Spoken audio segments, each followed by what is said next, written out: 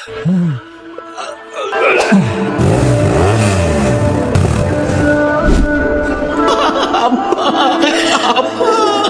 মা দেখ, তোর ভাই তোর বাবার জন্য কাঁদতে কাঁদতে একদম শেষ হয়ে যাচ্ছে। তোর বাবা বেঁচে থাকতে ওসিয়ত করে গিয়েছিলেন, দাফনের আগে যদি বাবার শেষ ইচ্ছাটা পূরণ করা যেত। তোমরা এই সময় কেন এসব বলতেছো? কখন বলবো? বাবাই তো বলে গেছে, তার বাবার লাশ দাফনের আগে যদি বাবার শেষ ইচ্ছা পূরণ করা হয়, বাবার আত্মা শান্তি পাবে। বুঝতে পারছিস না কেন? সই কর।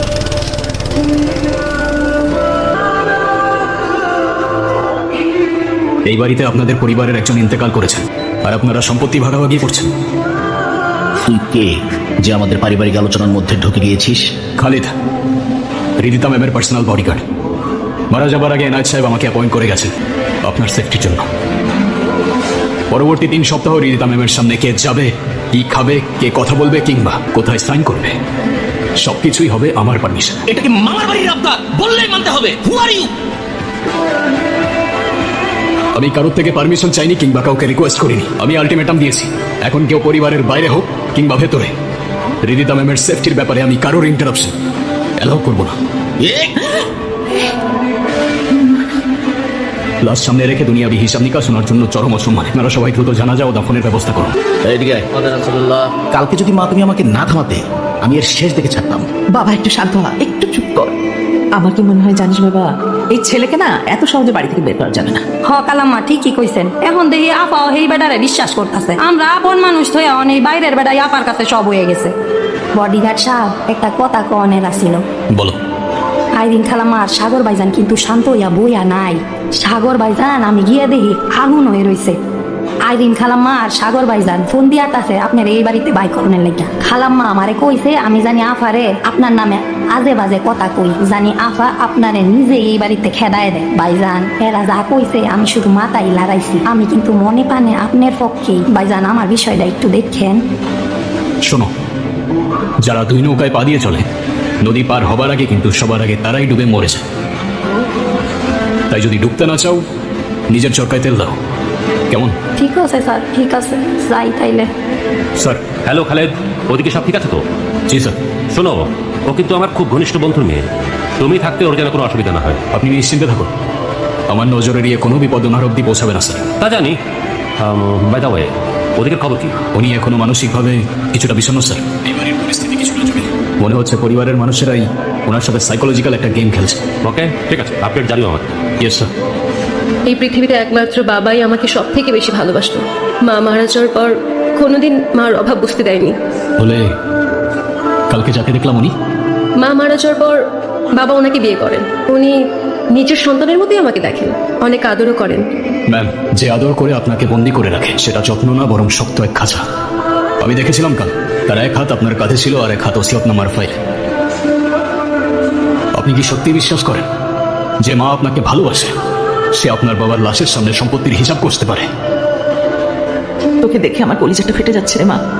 চল মা, আমার ঘরে চল, তোর সাথে আমার জরুরি কিছু কথাও আছে। জরুরি কথাগুলো দয়া করে এখানেই শেষ করুন। দেয়াল বদলে গেলে হয়তো আপনার কথাগুলোর অর্থ বদলে যেতে পারে। ও মা, এটা কি ধরনের বেয়াদবি?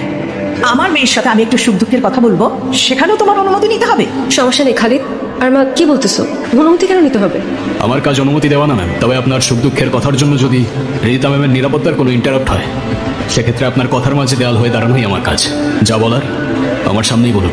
তুমি ভুলে যেও না, এই বাড়িতে আমার স্বামী তোমাকে রেখেছে। যার জন্য আমাকে অ্যাপয়েন্ট করা হয়েছে, আমার দায়বদ্ধতা শুধু তার প্রতি, বাকি অন্য কোনো ক্যারেক্টার আমার কাছে ইম্পর্টেন্ট না। এই এই এই, আমার বাড়িতে দাঁড়িয়ে আমার মায়ের মুখে মুখে তর্ক করিস? সাহস বেশি হয়ে গেছে না? ঘাড় ধাক্কা দিয়ে এই বাড়ি থেকে বের করে দেবো। চিনিস তুই আমাকে? চিনি। আপনি সে যার সাথে এই পরিবারের, অর্থাৎ এনায়েত সাহেবের রক্তের কোনো সম্পর্ক নেই।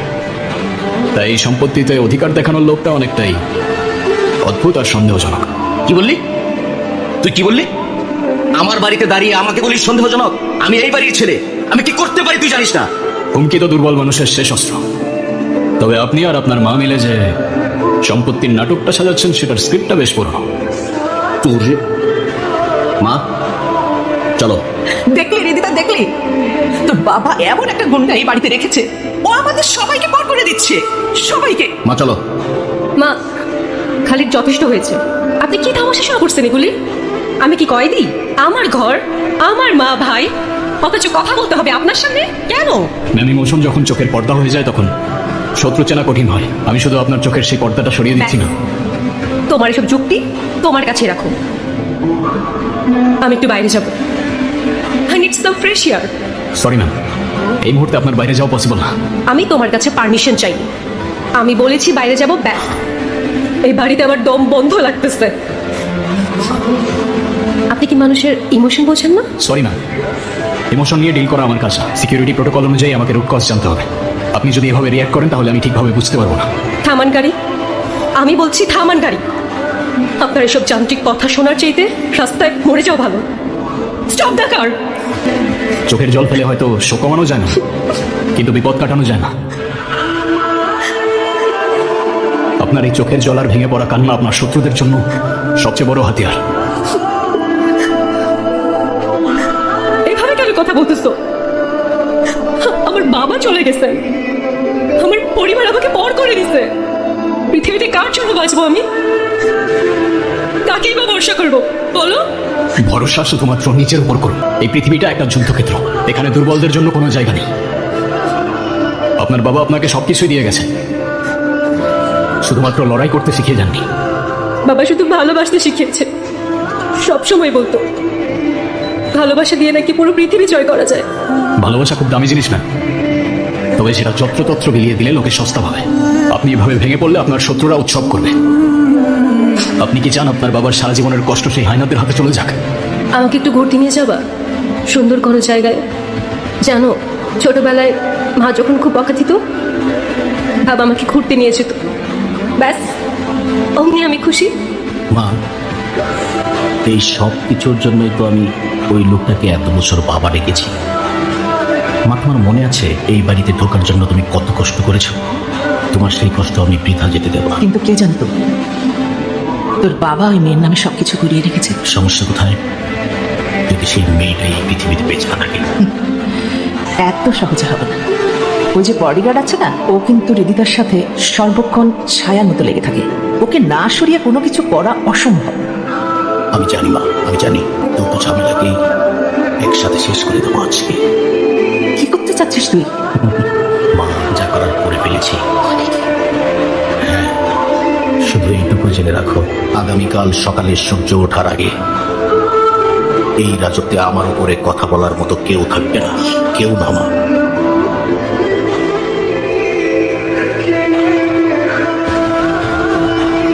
ম্যাম, রীতা ম্যাম, ম্যাম, কি হয়েছে খালিদ? ম্যাম, আমাদের এখন এখান থেকে চলে যেতে হবে। কি বলছো তুমি এসব? আর তোমার হাতে গান কেন? ম্যাম, এত কথার উত্তর দেওয়ার মতো সময় নেই এখন। প্লিজ কোঅপারেট, আমি পরে আপনাকে সব বুঝিয়ে বলছি। প্লিজ তাড়াতাড়ি আসুন। খালিদ, ওগুলো কি দাস? ম্যাম, ওদিকে তাকাবেন না, গাড়িতে উঠুন fast. Ma'am, get in the car now. Ma'am চলুন, আমাদের দেরি হয়ে যাচ্ছে। আমি তোমাকে সে কখন থেকে জিজ্ঞাসা করে যাচ্ছি, কোনো উত্তর দিচ্ছ না কেন তুমি?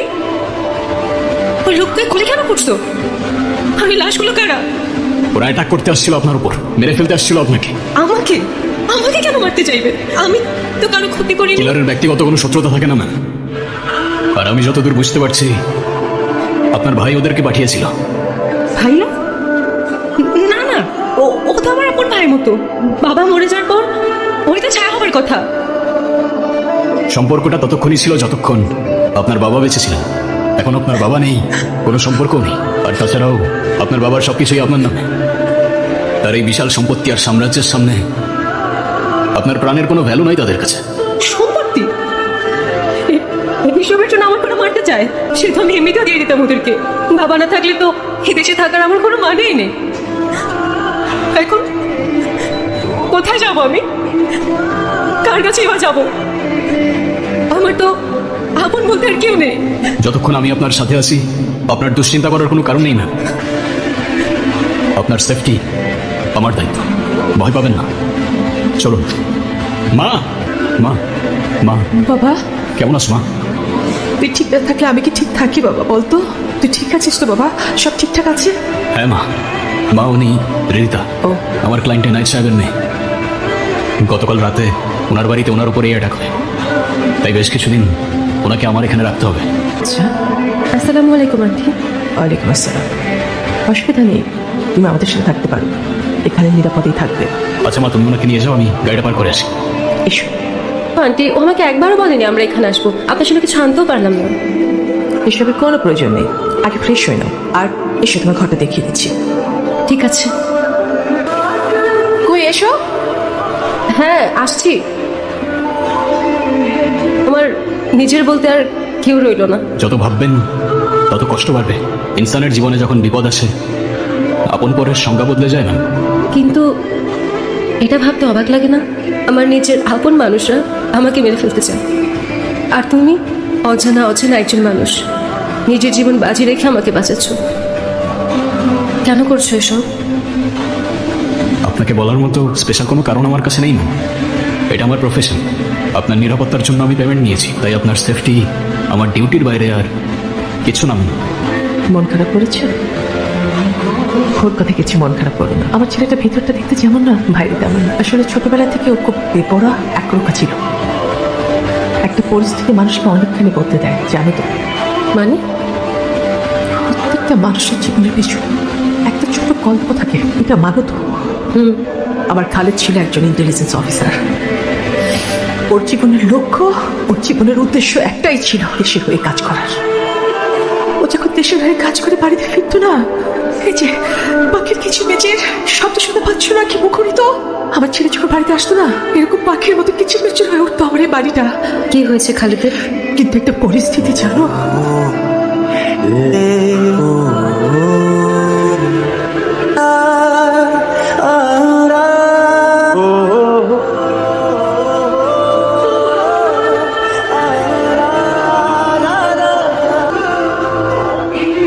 এবারে এতদিনের জন্য চলো, আমি তো সবে মাত্র তোমার নাম ডাকতে শুরু করেছি। স্যার কল দিয়েছিল, ডিউটি যেহেতু যেতে তো হবেই। বলো।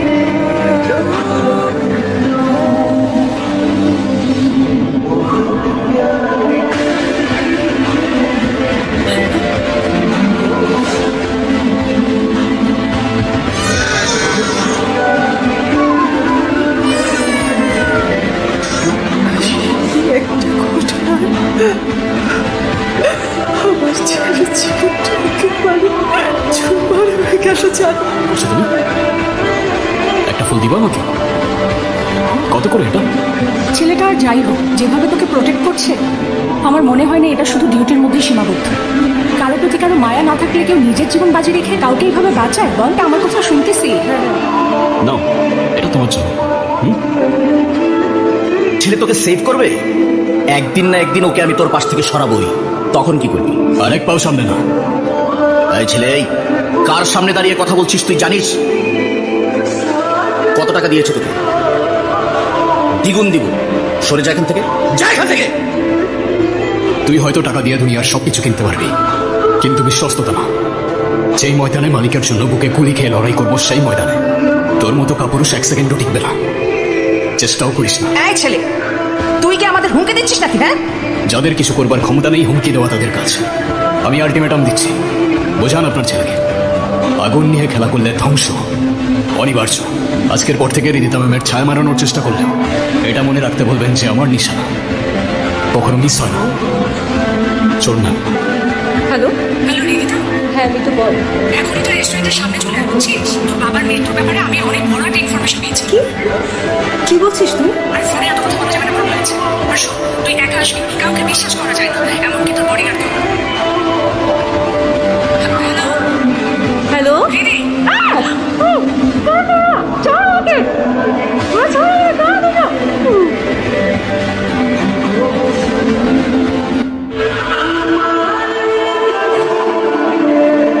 সই কর, ভালোই ভালোই সই কর।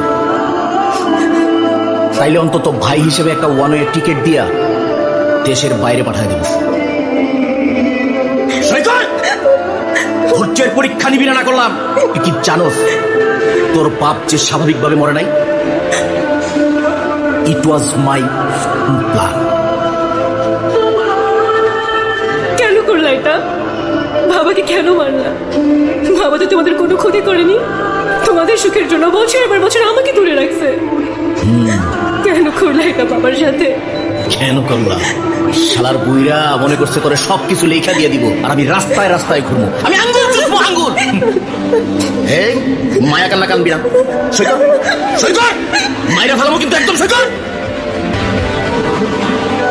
আইসা পড়ছস না এই শালাই তো আমার শান্তিতে থাকতেই দিবে না কি করবো বল ব্রাদার, হতে পারে তোর শান্তির সাথে পার্সোনাল কোনো শত্রুতা আছে, সারা শান্তিতে থাকতেই চাস না।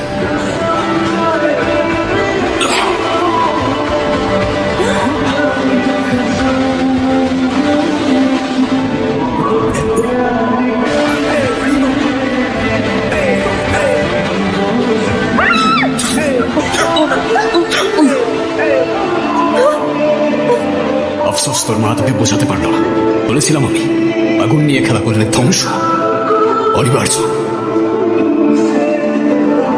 মিস রিদিতা, আপনার বাবার করে যাওয়া উইল এবং ট্রাস্ট ডিড অনুযায়ী এখন থেকে এই বাড়ি, ফ্যাক্টরি বিজনেস এবং পারিবারিক সকল স্থাবর অস্থাবর সম্পত্তির মালিক আইনতভাবে আপনার।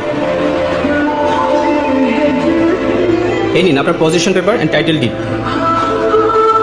Thank you. ওয়েলকাম, ভালো থাকবেন। Congratulations ma'am. Thank you. এবার তাহলে আমিও আসি না, আসি। খালিদ দাঁড়াও, জি ম্যাম। তোমার সাথে আমার কথা আছে। জি বলুন ম্যাম। তুমি আমার আশেপাশে থাকলে আমি সেফ ফিল করি। এমন একটা অনুভূতি হয় যা তুমি এটা কিভাবে নিবে। আমার মনে হয় আমি তোমাকে ভালোবেসে ফেলেছি।